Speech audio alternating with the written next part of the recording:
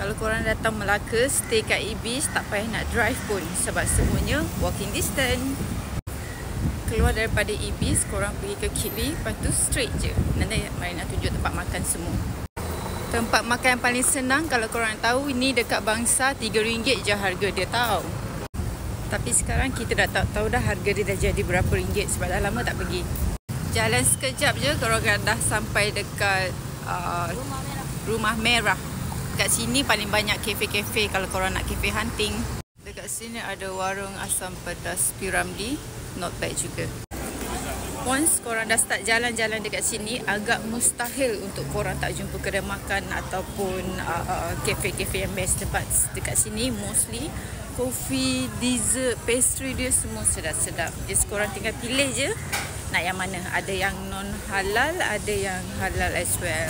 Korang just pandai pilih-pilih sendiri je. Limo Cafe. Okey, tujuan kafe yang kita nak pergi adalah The Butter. Dia punya pastry sedap. So korang memang kena try. Dia betul-betul kat belakang Jongkok Walk sana.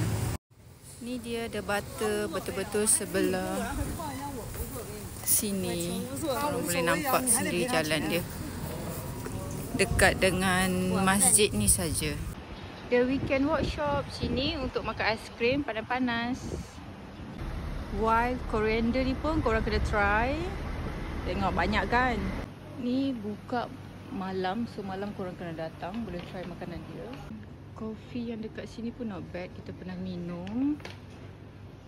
Sini pun sedap tau. First kita datang Melaka, ini adalah the first cafe yang kita nak explore.